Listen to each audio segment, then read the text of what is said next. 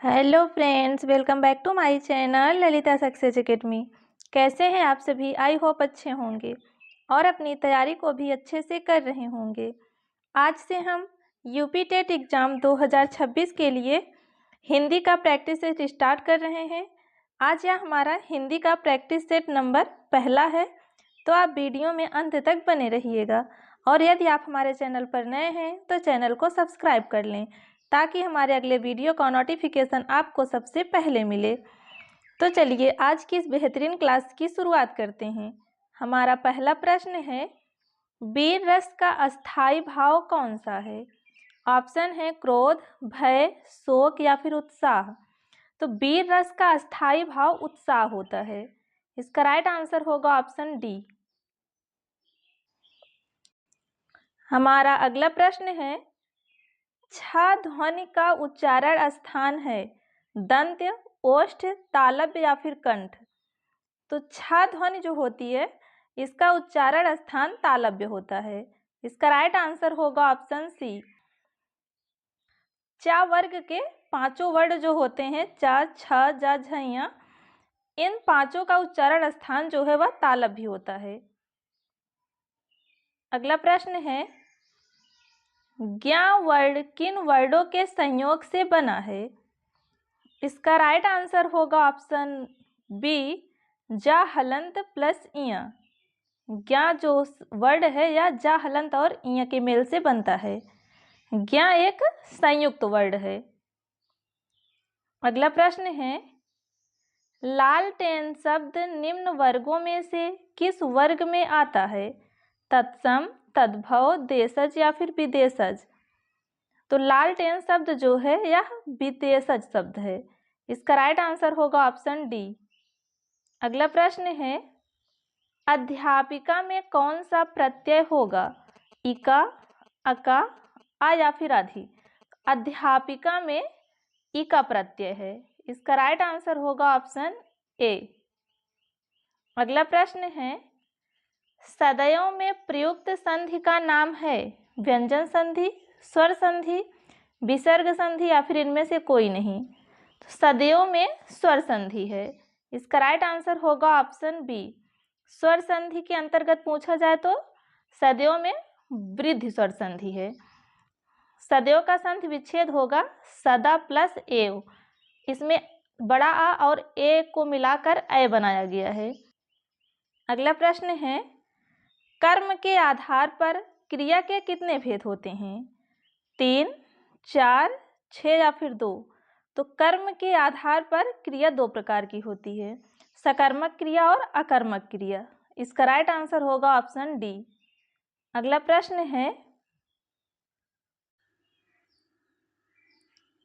सत्याग्रह का सही संधि विच्छेद है सत्य प्लस ग्रह, सत प्लस आग्रह, सत्य प्लस ग्रह या फिर सत्य प्लस आग्रह। इसका राइट आंसर होगा ऑप्शन डी, सत्य प्लस आग्रह। सत्याग्रह का सही संधि विच्छेद सत्य प्लस आग्रह होता है। अगला प्रश्न है, यथाशक्ति में कौन सा समास है? तत्पुरुष, अव्ययी भाव, बहुव्रीहि या फिर कर्मधारय। इसका राइट आंसर होगा ऑप्शन बी, अव्ययी भाव। यथाशक्ति में अव्ययी भाव समास है। अगला प्रश्न है, ऋजु का विलोम शब्द है सरल, सीधा, तिर्यक या फिर वक्र। तो ऋजु का विलोम वक्र होता है।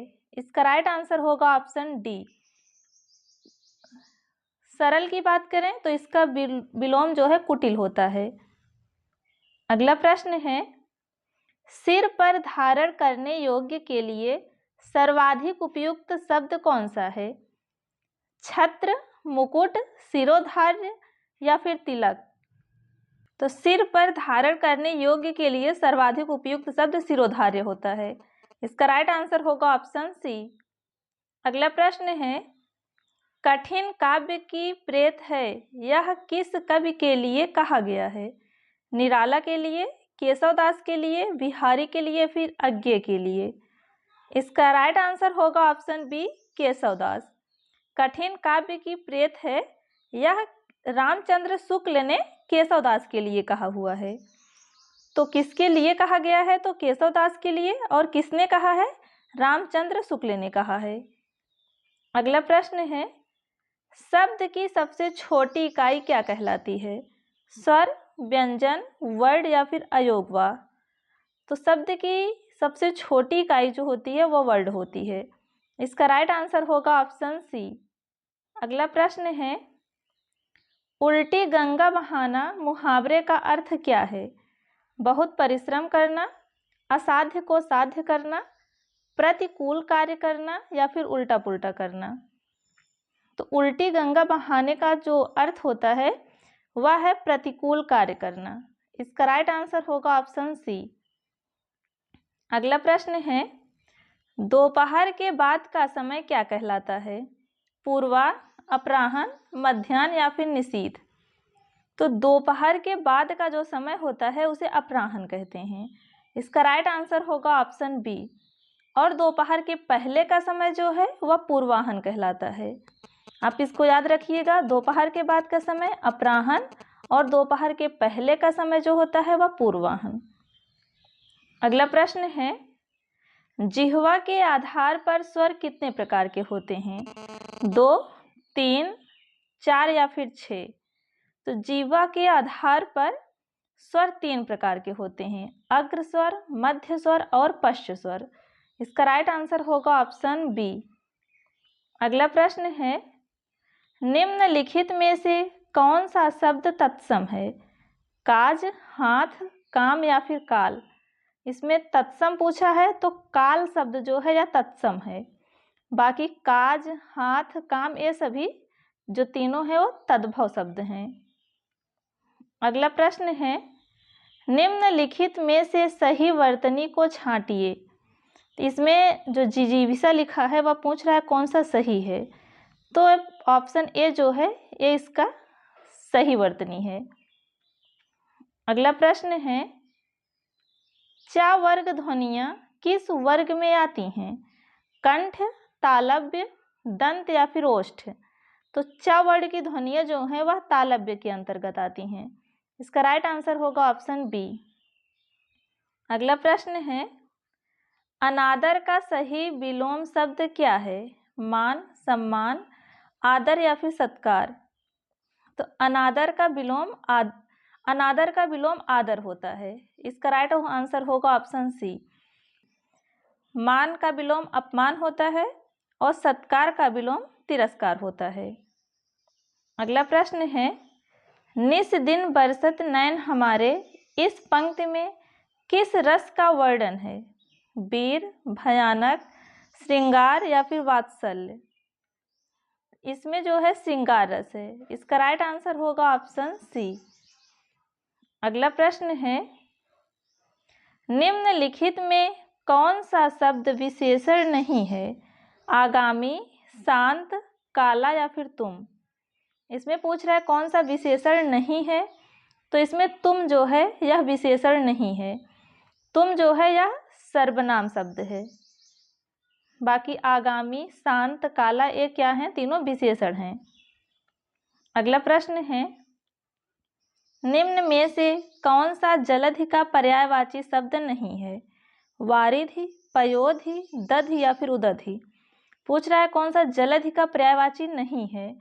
तो जलधि का पर्यायवाची वारिधि, पयोधि, उदधि ये सभी जो हैं वो जल के और जलधि के पर्यायवाची शब्द हैं। लेकिन जो दधि है, दधि इसका पर्यायवाची नहीं है क्योंकि दधि का अर्थ होता है दही।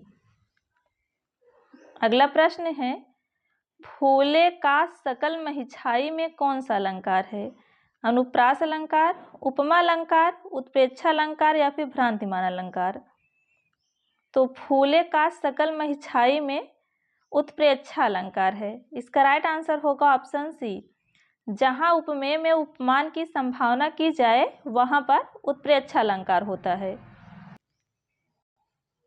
अगला प्रश्न है, निम्नलिखित वाक्यों में से किसमें अकर्मक क्रिया प्रयुक्त है?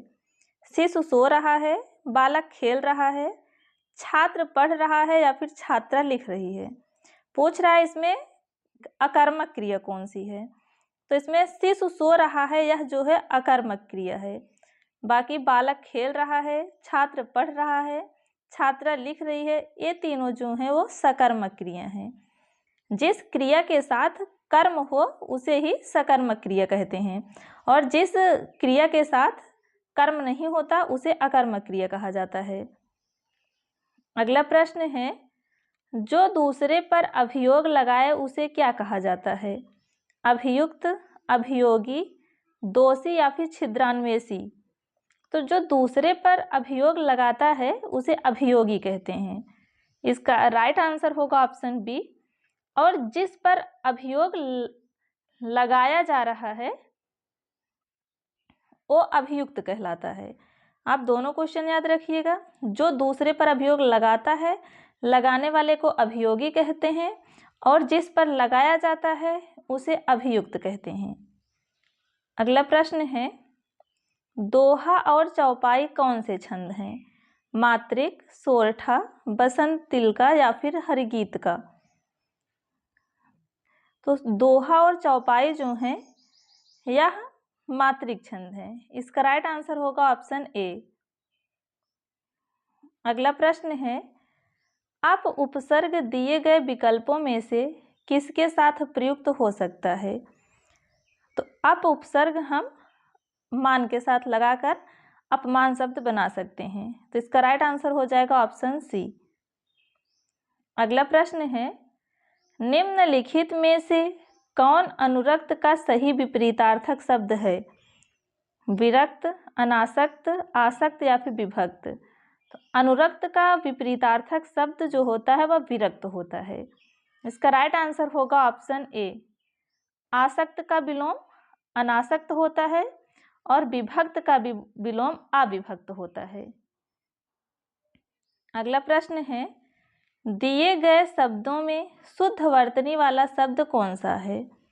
इसमें पूछ रहा है कौन सा सही शब्द लिखा गया है, तो इसका राइट आंसर होगा ऑप्शन सी। सच्चिदानंद सही लिखा गया है, बाकी सर्वोत्तम भी गलत है, सांसारिक भी और कीर्ति भी। तो इसका जो राइट आंसर है क्या होगा? Option C. तो दोस्तों, आज की इस क्लास में हमने हिंदी की कुल टॉप 30 क्वेश्चंस की बात की है। उम्मीद करते हैं आपको यह वीडियो पसंद आया होगा। यदि वीडियो पसंद आया हो तो वीडियो को लाइक करें, कमेंट करें एंड चैनल को सब्सक्राइब करना ना भूलें। मिलते हैं ऐसे ही नेक्स्ट वीडियो में, तब तक के लिए धन्यवाद।